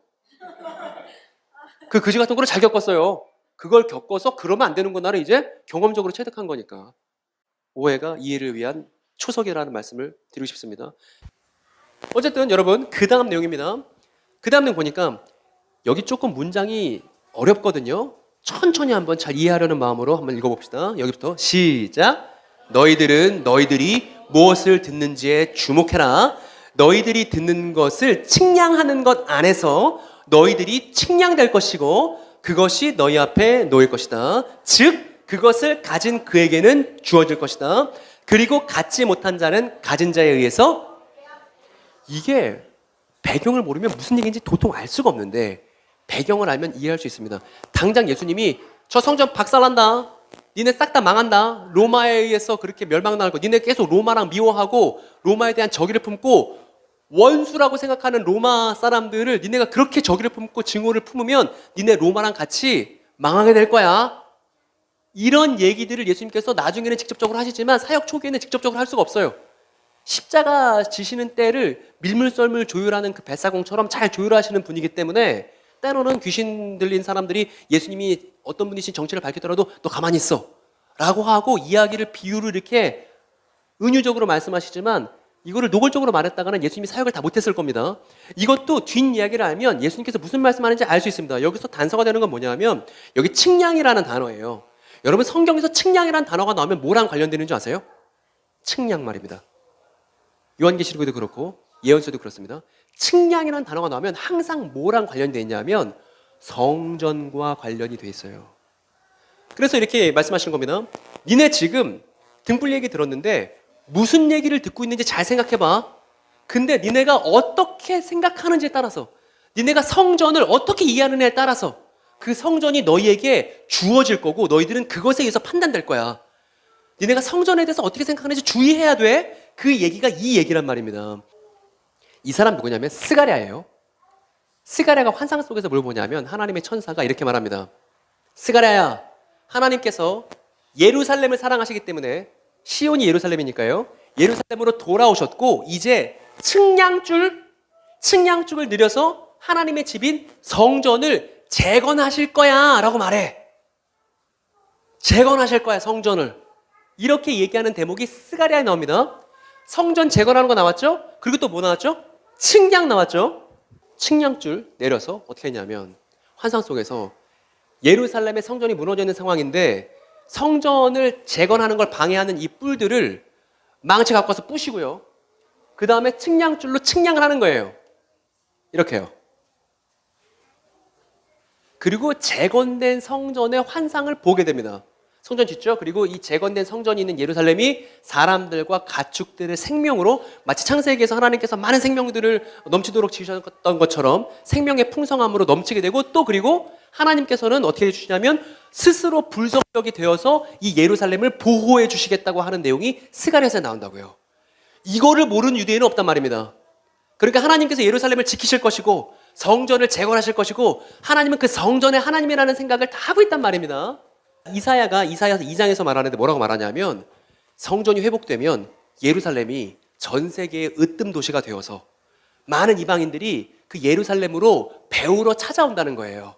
노래도 있잖아요. 오라 우리가 여호와의 산, 여호와의 산이 시온입니다. 성전산 예루살렘이에요. 하나님께 배우려고, 주의 율법을 배우려고 그 시온과 예루살렘에서 흘러넘치는 하나님의 말씀 배우려고 이방인들이 우르르 몰려오는 회복된 예루살렘의 비전을 이사야가 얘기했단 말입니다. 우리는 이 내용 모르고 대충 그 노래 불렀지만, 그래서 성전도시 회복될 거라는 거 유대인들 다 알고 있고, 우리가 봤던 에스겔은 뭐라고 그랬냐면 바로 저 회복된 성전에서부터 물이 흘러넘쳐서 창세기에 나오는 생명나무가 12그루가 우르르 쓰게 되고 이 성전에서 흘러넘친 그 물 때문에 살아있는 리빙 워터 때문에 어떤 일이 벌어지냐면 모든 민족이 치유가 될 거라는 이 성전 중심으로 한 만국이 회복될 거라는 그 비전을 에스겔이 보여줬단 말입니다. 타락이 다 해결되고 모든 민족의 죄악들이 다 용서되고 그래서 노아의 홍수 때는 물이 죽인 물이었지만 에스겔의 환상 속에서는 이 물 때문에 모든 민족이 다 살아나게 되는 그 성전 중심으로 한 유대 이야기의 예언 이야기의 결말을 에스겔이 보여줬다는 것이죠. 그런데 이런 위대한 비전에도 불구하고 이 위대한 예언 이야기 다 알고 있음에도 불구하고 예수님 시절의 성전은 로마 제국의 지배를 받고 있잖아요. 여전히 피지배 민족 아니겠습니까? 그리고 이 로마 제국과 유대인들이 맨날 싸우고요. 이런 상황 속에서 유대인들의 관심사, 성전에 모이는 유대인들의 관심사는 로마에 의해서 멸망당하지 않는 것이 성전에 모여있는 사람들의 관심사였습니다. 그래서 예수님이 뭐라고 말씀하신 정도냐 하면 성전이 반란군들의 소굴이 됐다고 말씀하실 정도로요. 근데 이 반란군이 번역이 뭐라고 됐냐 하면 강도로 되는 바람에 사람들이 노상강도로 오해하지만 그 강도는 그 강도가 아니라 로마에 맞서 싸우려는 유혈 폭동을 통해서 로마와 맞서 싸우려는 반란군들을 말하는 겁니다. 혁명가들을 말하는 거예요. 그래서 멸망당할까 신경 쓰는 건물 성전 중심의 사회였고 그럼에도 이 성전 통해서 뭔가 하나님이 일해 주실 거라는 걸 기대하고 있었던 게 AD 1세기 예수님이 살고 있었던 그 환경이었다는 겁니다. 그런데 이 와중에 성전 중심으로 똘똘 뭉쳐서 로마랑 싸울 생각을 하니까 유대 사회에 필요 없는 사람들이 있죠. 로마랑 맞서 싸울 생각을 하니까 별로 그렇게 도움이 안 되는 사람들이 있습니다. 누구죠? 일단 병든 사람들, 장애 있는 사람들, 전쟁에 별로 도움이 안 돼요. 그래서 성전에서 배제됩니다. 유대인임에도 불구하고 배제되는 거예요. 그리고 귀신 들린 사람들, 정신적으로 온전하지 않아서 일상을 살 수 없는 사람들 도움이 돼요? 안 돼요? 안 돼요. 성전에서 배제되는 겁니다. 원래 이 사람들은 치유되고 치유된 사실을 성전에서 확인받아야 되는 성전으로부터 치유가 인정되어야 되는 사람들임에도 불구하고 오히려 성전에서 배제되는 일들이 도처에서 벌어집니다. 그리고 이 사람들은 세리인데 동족의 세금을 걷어다가 로마에 갖다주는 민족 관역자들도 성전 제의에서 배제되죠. 그러니까 성전을 통해서 만국이 회복되는 비전을 갖고 있으면서도 현실은 정작 어때요? 이 성전 통해서 배제되는 사람들만 잔뜩 양산되던 게 당시 예수님 사회의 예루살렘이었다고요. 이 사람들 성전에 못 들어가는 겁니다. 그래서 생존 빌미로 우리가 로마에서 멸망당하면 안 된다는 생존을 빌미로 증오와 배제가 만연해 있는 상황이었습니다. 이런 상황 속에서 성전 중심으로 똘똘 뭉쳐서 생존을 추구하고 있을 때 성전에서 배제된 사람들을 누가 대변하죠? 예수가 대변하십니다. 그리고 충격적인 얘기를 하시는데 이런 거예요. 예를 들어 지붕 뚫린 집 위로 지체장애인이 내려옵니다. 들것에. 예수님이 그 지체장애인을 보고서 네 죄가 해결되었다 그럽니다. 여러분, 이렇게 죄가 해결되었다는 건 유대 사회에서는 어디서만 해야 되는 거냐면 성전에서만 해야 되는 거예요. 누구만 해야 되는 거냐면 제사장만 해야 되는 거예요. 근데 예수님은 지붕 뚫린 집이 마치 성전인 것처럼, 자긴 제사장도 아니면서 마치 제사장인 것처럼 네 죄가 해결된 거야, 그렇게 말씀하시니까 주변에 있었던 율법학자들이 신성모독이라고 막 꼭지가 돌아버리는데 당연한 겁니다. 왜냐하면 이런 발언은 함부로 하면 안 되잖아요.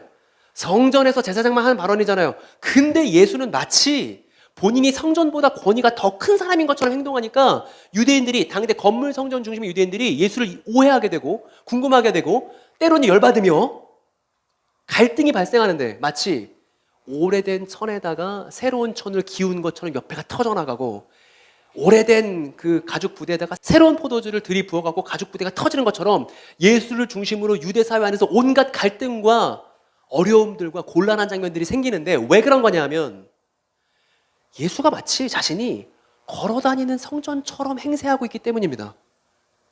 그리고 이걸 보고 있는 유대인들은 성전 중심, 건물 성전 중심으로 살았던 사람들이기 때문에 예수께서 이렇게 행동하실 때 그게 납득이 되지 않는 거예요. 근데 예수님 말씀하셨죠. 니네 잘 생각해라, 잘 헤아려라, 어떤 성전을 측량하고 있는지 잘 생각해봐, 이렇게 말씀하셨는데 예수님은 어떤 게 진정한 성전, 참 성전이라고 말씀하신 거예요? 이제 건물 성전의 시기가 끝났고 건물 성전보다 권위가 강한 내가 와서 제대로 된 성전을 보여주게, 그게 바로 나야. 요한복음에서 노골적으로 표현합니다. 예수의 몸이 곧 성전이라고요. 그리고 예수를 믿는다는 건 뭡니까? 그 예수의 몸에 참여하는 거잖아요. 세례 받아서. 세례를 통해서 그리스도와 함께 죽고 부활을 통해서 그리스도와 함께 살아난 거잖아요. 그 몸에 참여한다는 건 내가 인간 성전이 된다는 것이죠. 그러니까 이런 예수님의 사상을, 예수님의 해석을, 예수님의 예언 해석을 마지막에 최종적으로 등장해서 만국을 새롭게 할 성전은 바로 사람인데, 어떤 사람이냐면 성전 대신 예수와 함께 연결되는 사람들이 최종적인 성전인데, 이걸 받아들일 수 없기 때문에 당시 배제와 혐오가 만연한 저 건물 성전 중심의 사회는 예수를 어떻게 할 수밖에 없었죠? 죽일 수밖에 없었다는 것입니다. 여러분 지금 성경책 갖고 있는 분들 한번 찾아주세요. 에베소서 좀 찾아주세요. 에베소서 2장입니다. 에베소서 2장 20절부터 22절이에요. 제일 먼저 찾으신 분 큰 소리로 한번 낭독해 주세요. 에베소서 2장 20절부터 22절입니다. 너희는 사도들과 선지자들의 세우심을 입은 자라. 그리스도 예수께서 친히 모퉁이 돌이 되셨느니라. 그의 안에서 건물마다 서로 연결하여 주 안에서 성전이 되어. 거기까지요. 예수는 모퉁이 돌이 되셨는데 이 모퉁이 돌은 뭐의 모퉁이 돌이에요? 성전 모퉁이 돌이에요. 근데 예수를 믿어서 예수와 연결되면 예수와 함께 뭐가 되어가고? 그래요. 그러면 우리는 이제 역사의 결말이 다 드러났기 때문에 확실히 알 수 있죠. 누가 성전이, 무엇이 성전이라고 말하면 안 되죠. what 아니에요. who예요. 누가 성전이죠? 우리가 성전이라고. 근데 여러분 길거리 다니면서 신천지 건물 못 보셨습니까? 신천지 건물에 다 뭐라고 쓰는지 아세요? 신천지 예수교 증거 장막 성전 이렇게 해놨어요. 그러면 그 안에 있는 사람들은 성전에 대한 성경적 이해를 갖고 있는 거예요? 아닌 거예요? 아니죠. 그런데 한국교회를 들어가면 한국교회도 예배당마다 다 뭐라고 써놨습니까? 성전 소리 해놨다니까요. 상황이 이렇단 말입니다, 여러분. 건물 성전 중심의 사회를 부수러 예수님께서 오셨는데 여전히 건물 성전 중심으로, 부동산 중심으로 교회를 운영해야 된다고 믿지 않습니까, 다들? 어쨌든 여러분이 뭐냐면 어떤 성전을 니네들이 생각하고 있는지 잘 헤아려봐. 너희들이 듣는 것을 측량하는 것 안 했어. 그러니까 제대로 된 성전을 이해했다면, 걸어다니는 성전처럼 말씀하시는 예수를 잘 따라갔다면 너희들도 걸어다니는 성전으로 측량되고 그게 될 거야. 근데 제대로 된 성전을 이해하면 자신이 성전이 되고 참 성전을 얻을 수 있지만 제대로 된 측량, 제대로 된 성전 이해를 갖지 못하면 어떻게 돼요? 오히려 그 성전을 빼앗기게 된다고 말씀하셨죠. 그리고 이건 실제로 역사에서 벌어진 일입니다. 헤롯이 많은 사람들의 돈을 후원받아서 내지는 갈취해서 지었던 의리의리한 건물, 이방인들이 막 찬탄을 했었던, 심지어 베드로도 너무나 이 돌들 좀 보라고 막 경이롭게 생각했었던 그 베드로, 그 헤롯 성전은 로마 제국이 침공했을 때 티투스 장군에 의해서 잿더미가 됐죠. 이게 AD 70년일입니다. 건물 성전을 하나님께서 지키실 거고 이 건물 성전 중심의 사회를 승리하게 하실 거라고 믿었던 유대 사회는 지도에서 사라졌죠, 지금.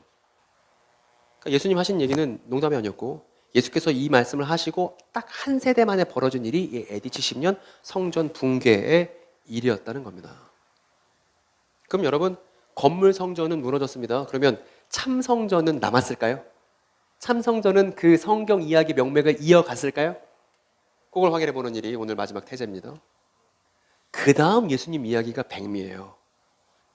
이렇게 말씀하셨습니다. 제가 요약해 봤어요. 오늘 어린이들 많다 그러길래 어린이들이 이해하기 쉽게 그냥 한 줄로 한번 요약해 봤습니다. 어린이들 여기 한번 읽어볼까요? 준비해 보세요. 대충 준비해 보세요. 시작. 여기도 시작하면 있는 거예요. 시작. 하나님의 통치를 받는 하나님의 씨들은 남모르게 자라나와 제때 추수될 거야. 그 얘기가 이어집니다. 여러분 여기서 핵심은 뭐냐면 제때 추수된다는 건 신천지 간다는 얘기가 아니고 재미서 간다는 게 아니고 제때 추수된다는 건 성령 받아서 하나님의 사람으로 인정받는다는 얘기예요. 그런데 그 앞에 중요하죠. 어떻게 자라다가? 남모르게 자라다가. 남모르게 자라다가. 그러니까 하나님의 통치를 받는 하나님의 씨들은, 즉 진정한 성전들은 자라긴 자라는데 어떻게 자라요? 남모르게 자라. 이걸 당대 유대 사회에 적용해 보면 무슨 얘기냐면, 여러분 당대 과부들 진짜 많았습니다. 당시 남성 우월주의 사회였기 때문에 여자들이 엄청 개고생했고 남자들은 이혼이 엄청 편했어요. 그래서 여자를 계속 깔고 모세가 이혼증서 써주라고 했다고 해서 이혼증서 대충 써주고 또 이혼하고 과부들이 넘쳐나고 과부는 당시 가장 최하층. 그런데 당대에는 누구도 이 비천한 과부가 하나님의 참성전에 속한 하나님의 진짜 백성이 될 거라고는 아무도 예상하지 않았어요. 근데 남몰래 과부들은 예수에게서 희망을 발견했고 이 사람들이 멸망하는 예루살렘을 떠나서 지중해 연안에서 최초 교회를 구성하는 멤버가 되죠. 그리고 당대 사람들 누구도 오늘날 우리의 친일파와 같은, 우리나라로 치면 친일파와 같은 동족들의 세금을 걷어서 로마에 갖다 주는 세리, 텍스 컬렉터, 세리와 같은 사람들이 하나님의 성전을 구성하는 사람들이 될 거라고는 아무도 생각하지 않았습니다. 오히려 성전에서 이 사람들을 내쫓았죠. 그런데 예수님의 제자들 중에 레위라는 이름을 갖고 있는 마태라는 이름으로 불리는 그 사람은 예수님의 12제자 중에 한 사람이 됐죠. 세리라도 상관없었죠. 근데 남모르는 일이었습니다. 당대 유대사회 통념에 걸려 있어서 누구도 식별할 수 없는 일이었습니다. 그리고 누구도 귀신 들린 사람은 하나님의 백성이 될 거라고 예상하지 않았습니다. 귀신 들린 사람이 회복돼서 하나님의 참 백성, 하나님의 언약과 예언 이야기를 성취하는 하나님의 씨앗이 될 거라고는 아무도 예상하지 않았는데, 근데 이상하게 예수 주변에는 귀신 들린 사람들이 득실득실했고 그 사람들 항상 예수를 통해서 치유를 경험하고 하나님의 백성의 일원들이 됐습니다. 오늘날로 치면 어떤 사람들이에요? 정신적으로 문제가 있는 사람들을 말하는 거겠죠. 한 사람이 회복되고 다시 살아나고 우리의 진정한 친구가 될 수 있을 거라는 걸 다른 사람들은 기대하지 않더라도 누구든 기대해야 되죠. 참 성전들은 기대해야 되는 것이죠.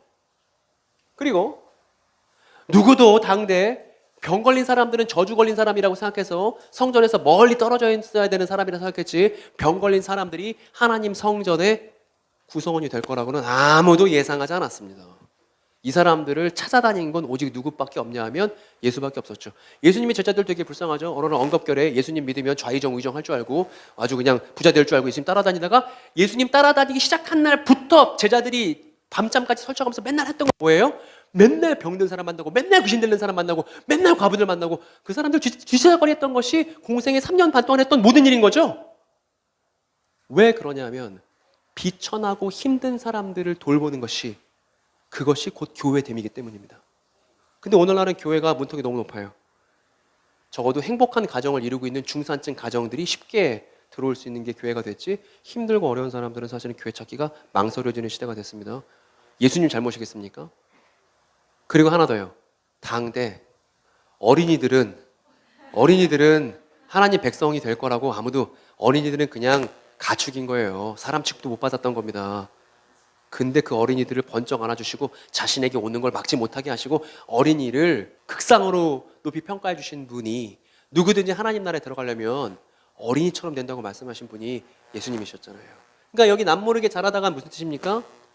당대 사람들의 통념에 의해서 배제된 사람들이 하나님의 백성이 될 수 있다는 놀라운 가능성에 대한 얘기가 이 구절이라고요.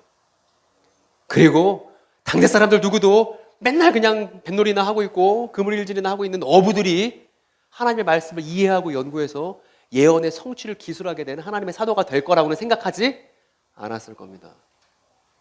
근데 이 사람들이 진정한 성전이고, 이 사람들이 예언을 성취하는 중심이고, 이 사람들이 예수와 함께 성령을 받아 추수되어 하나님의 등불 역할을 했다는 것, 즉 신약교회의 출범을 우리가 어디서 확인할 수 있죠? 복음서를 통해서 확인할 수 있죠. 그러니까 복음서를 제대로 읽어야죠. 왜요? 우리의 출처에 대한 내용이니까. 복음서는 우리 자신에 대해서 직접적으로 얘기하는 건 아무것도 없습니다. 2000여 년 역사 속에서 쓰여졌으니까요. 다만 우리의 뿌리가 무엇인지를 보여주는 거예요. 역사 안에서 우리의 출처와 뿌리를 확인하기 위해서 우리에게 신약 성경이 있는 것입니다. 교회의 다음을 확인하기 위해서, 역사의 토대 위에서 말입니다. 그리고 에스겔이 예언했던 것처럼 이 사람들을 통해서 만국이 치유되고 있고, 치유된 결과물들이 우리입니다. 우리 조선 사람들이잖아요. 유대인도 아닌데, 이방인인데, 그럼에도 불구하고 예수를 통해서 치유를 경험했기 때문에 에스겔의 성전에 대한 비전은 지금도 성취되어 가고 있는 중인 것이죠. 그것을 증명하는 것이 우리의 존재 자체입니다. 그리고 그 다음 구절이 이렇게 씁니다. 이거 다 아는 구절이죠. 이거 같이 읽어볼까요? 시작. 그리고 이 땅에 떨어진 겨자씨와 같은 그것은 새들이 깃들 만한 아람들이 나무가. 여러분 이게 무슨 뜻인지 아시겠죠? 신약교회를 통해서 배제되고 헐벗고 어려웠던 사람들이 치유를 입고 나와 같이 성전의 구성원이 되는, 전 세계를 하나님께서 통치하신다는 사실이 힘들고 어려운 사람들의 회복을 통해서 드러나는 그 놀라운 비전이 요 한 줄에 들어있는 거라고요. 겨자씨처럼 시작했었던 예수의 작은 사역이 유대 땅을 넘어서 전 세계로 퍼져나가면서 오늘날 우리도 하나님의 등불과 성전의 역할을 하고 있다는 게 이 구절이 가리키고 있는 실체적 사실인 것입니다. 그런데 이제 그 다음 내용이 되게 얄궂어요. 예수님께서 이제 낮 동안 이런 얘기를 충분히 하신 겁니다. 이제 씨 뿌리는 비유 얘기하시고 등불 비유 얘기하시고 거기에 대해서 알아들을 만큼 충분히 얘기를 하신 다음에 이제 저녁이 됐습니다. 이제 집에 갈 시간이 됐죠. 그래서 이제 갈릴리 호수에서 배를 타고 반대편으로 넘어가면 가버나움이라는 동네가 있는데, 가버나움에 예수님 자택이 있어요. 그 지붕 뚫린 집이요. 그래서 이제 자택으로 돌아가자고 해서 가는 도중에 배를 타고 가는데 예수님 그날 피곤하셨나 봅니다. 말을 많이 하면 진짜 피곤하거든요. 그날 막 진이 빠집니다. 그래서 아마 예수님도 배 밑에서 아마 주무시고, 피곤해서 주무시고 계신 와중에 제자들이 열심히 노를 저어서 가고 있는데 바람이 거세고 파도가 치고 막 물이 막 배 안으로 들어오는 겁니다. 그래서 제자들이 예수님을 흔들어 깨우면서 하는 대사가 기가 막혀요. 오늘 지금까지 했던 내용들을 충실히 따라오신 분이라면 이 제자들의 대사가 얼마나 얼척없는 것인지를 느낄 수 있을 겁니다. 뭐라고 말하냐면, 가르치는요, 그런데 당신은 지금 자고 있는데 우리가 이렇게 멸망당하는 게 당신에게는 신경이 안 쓰이시나요? 이렇게 얘기했습니다. 여러분 이 말을 예수께서 들으셨을 때 기분이 어떠셨을 것 같아요? 여태까지 낮 시간에 다 말했던 거 다 뭐예요? 다 허당이에요. 낮 시간에 말한 거 다 허당이에요. 왜 허당이냐면 멸망당할까봐, 죽음이 곧 멸망이라서 안 죽으려고, 멸망 안 당하려고 그렇게 노심초사하며 살았던 게 어떤 사람들이냐면 건물 성전 중심으로 살던 당대 타락한 유대 사회 아닙니까? 저 건물 성전 중심으로 배제와 혐오가 만연했었던 예수님께서 그러면 안 된다고 말했던 사람들이 맨날 신경 쓰는 게 뭐예요? 안 죽으려고, 멸망 안 당하려고 이러고 있는데, 나중에 요한복음 11장을 읽어보십시오. 그 유대 지도층들이 아주 그 멸망 안 당하려고 혈안이 되는 걸 알 수 있습니다. 이거에 대해서 충분히 말씀하시고, 이게 아니라 사람으로서 성전이 필요하다고, 내가 진짜 성전이고 나와 함께하는 사람들이 진정한 등불이고 성전이라는 얘기를 하신 건데 전혀 이 제자들은 제대로 알아먹지 못한 상황이라는 걸 이 제자들의 한마디가 보여준다는 것입니다. 예수님 열받았죠. 그래서 그리고 예수께서 말씀하십니다. 바람, 너 조용히 하고, 바다, 너 입 다물어라. 그리고 자신이 창조 세계 전체에 대한 권한이 있다는 사실을 넌지시 보여주시고, 예수께서 말씀하시니까 파도가 잔잔해지고 바람이 그쳤죠. 그리고 뭐라고 말씀하시냐면, 너희들은 어찌 이처럼 겁먹고 아직도 믿음이 없느냐라고 개역 성경에는 번역이 되어 있는데, 원문에는 신실함을 갖지 못했냐, 이렇게 해석할 수 있습니다. 이 신실함은 뭐냐면요, 하나님의 언약과 약속에 충실함이 신실함이에요. 그래서 우리가 신실하신 하나님 이렇게 찬양하면 그 신실은 어떤 내용을 담고 있는 거냐면 하나님의 약속과 예언들을 반드시 지키신다는 뜻이십니다. 그래서 여기서도 신실함을 갖지 못했다는 건 내가 충분히 유대 역사 위에서 유대 예언 언약들을 성취할 것에 대해서 충분히 피력을 했는데 왜 아직도 못 믿고 있어? 라고 말씀하시는 것이고, 여기서 우리에게 주는 중요한 사실은 죽음이 곧 멸망이 아니라는 걸, 예수님은 그 생각을 단단히 붙들고 계시다는 걸 여기서 확인할 수 있는 것이죠. 그래서 오늘 마무리하겠습니다. 다시 우리 첫 장면으로 돌아갑니다. 신천지 교인들이 어떤 사람들인지 제가 이렇게 정리를 했습니다. 하나 추구한다면 우리의 섬김을 통해서 진실과 사랑이 필요한 사람들이라는 내용을 여기 추가해야겠다는 생각이 강해지게 됩니다. 이 사람들 등불에 대해서 이렇게 알고 있죠. 유재열 씨라고 알고 있습니다. 그리고 이만희 씨를 따라가야 안 죽는다고 하면서 죽음이 곧 멸망이라고 그렇게 믿고 있습니다. 단단하게, 강력하게. 근데 이 사람이, 이 신천지 교인들이 죽음이 곧 멸망이라고, 그래서 이만희 씨의 말을 들어야 된다고 단단하게 믿는 것보다 우리가 갖고 있는 진실이 훨씬 더 단단합니다. 왜냐하면 우리가 갖고 있는 진실은 역사적 사실에 기초해 있기 때문이죠. 그렇기 때문에 한국교회가 교회다움을 회복할 필요가 있는데, 만약에 한국교회가 지금까지 해왔던 게 자신에게 익숙한 방식으로 성경을 읽어왔다면 이것부터 수정할 필요가 있습니다. 이런 거 안 된다는 거예요. 복습해 볼까요? 성경을 읽으려면 누구의 관점으로 돌아가야 되죠? 1세기 유대인의 관점이에요. 그리고 죽음을 곧 멸망이라고 생각한다면 그 사람은 부활 모르는 거예요. 안 되는 거예요. 그러면서도 성경도 자기 멋대로 그냥 대충 읽고 그냥 죽으면 안 된다고 해서 돈밖에 모르고 이러고 있는데, 생존밖에 모르는데, 그러면서도 교회가 이길 거야? 안 되는 겁니다. 그러면 신천지랑 다를 게 아무것도 없어요. 어떻게 되냐면 잘 말씀하신 것처럼 1세기 유대인의 입장에서 성경을 연구하는 걸 해야 되고, 중간 지식을 맡은 교회에서 교육을 맡은 사람들은 교회 없는 게 뭐가 있습니까? 교회 밥도 있고 뭐 사람들도 있고 따뜻한 섬김도 있고 다 있습니다. 교회 뭐가 없냐면 교회 신학이 없어요. 교회 신학이 없습니다. 깊이 있는 성경 연구가 없는 거예요. 그러니까 교회에서 교육을 맡은 사람들, 아니 주일학교 교사분들 교회에서 붙잡고 물어보세요.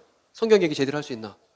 애들한테 잘해주고 그냥 섬겨주는 게 그냥 전부였다고 그렇게 생각했던 시절이 있었습니다. 근데 그렇잖아요. 교회에 신학적인 깊이가 필요하다는 걸 말씀드립니다. 그리고 죽음을 멸망으로 오해하지 않는 것이 필요합니다. 죽어도 우리에게 희망이 있죠. 왜냐하면 예수께서 보여주신 능력이 죽음을 이기는 부활의 능력이기 때문입니다. 그리고 우리가 이길 거야가 아니라요, 예수께서 이기셨다면 어떤 방식으로 이기셨는지를 숙고하는 게 우리의 문제의식과 해결 방식을 결정해야 됩니다. 제가 사이비 이단에 몸담고 있는 사람들을 만나고 그들과 대화하고 그들과 친구가 됐던 건 누구한테 배운 거냐면 예수님한테 배운 거예요. 왜냐면 예수님이 바리새인들도 만나고 서기관들도 만나고 율법학자들도 만나고 대화하는데 꺼리낌이 없이더라고요. 바리새인들이 식사 초대하면 예수님 식사 초대 가서 그 사람들이 깨달을 수 있는 포인트를 주시더라고요. 그래서 교회가 그런 역량을 갖추고 그들과 편하게 얘기 나누면서 그들이 모르는 진실들을 깨달을 수 있도록 섬기고, 이런 지식적 차원에서, 진리의 차원에서 섬기는 역할을 교회가 감당할 수 있어야만 한다고, 그래야 교회답다고 생각이 듭니다. 그래야 이런 사람들 앞에서 교회가 우리 교회 신천지 교인 오면 어떡하지가 아니고요, 우리가 그 사람들을 찾아 나서야죠. 하나님의 교회 사람들이 똑똑하고 가가호 방문하는 것 귀찮다고 할 게 아니라 어쩌면 우리가 이 타락한 시대 안에서 사람들에게 복음을 복음답게 설명하기 위해서 그 사람들을 찾아다녀야 할 것입니다. 그게 어쩌면 교회다운 바른 스탠스가 아닌가라는 생각이 듭니다. 그리고 그 사람들에게 뭔가 얘기 나눌 때 예수님의 비유 이야기는 두 가지 이야기의 차원을 갖고 있고, 오늘 여러분이 저에게 얘기 들었던, 제가 열심히 연구해서 여러분들께 거저드렸던 걸 여러분들 열심히 연구해서 다른 사람들에게 거저 주셨으면 좋겠는데, 마가복음 4장 이야기를 충실하게 표현할 수 있도록 연습하셔서, 신천지 교인들은 잘못된 교리를 배울 때도 항상 수업 말미에 스피치 훈련을 하더라고요. 그래서 부녀자들이 스피치하고 나면 완전 본인 내용이 돼버립니다. 그래서 교회 역시 목사님 설교 듣는 건 너무나 익숙해졌지만 이제는 말하는 훈련을 할 필요가 있습니다. 자신의 소망을 표현하는 교회가 필요합니다. 그래서 오늘날 조국의 교회가 하나님의 등불다운 우리의 정체성을 다운 그런 역할을 충실히 수행할 수 있기를 간절히 바랍니다. 혹시 오늘 했던 내용 중에 질문 있으시면 질문 두 사람만 받고 오늘 마무리하겠습니다.